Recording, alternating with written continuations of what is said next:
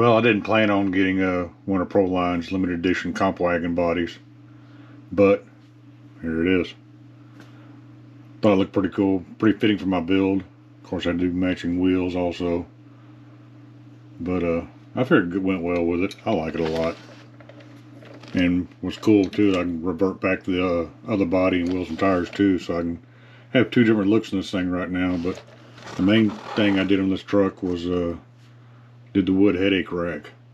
So instead of having it black, now it looks like wood. And I went ahead and added this little bed also, kind of cover up where the servo pokes through the chassis.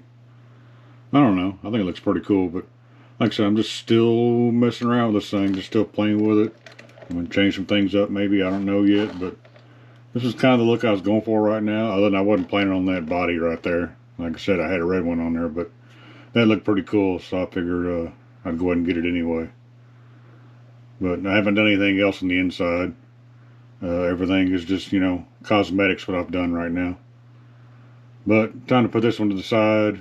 I got some other builds I need to work on, so I need to get started with those, and then I'll get back on this one every now and then as I try to figure out what more I want to do to it.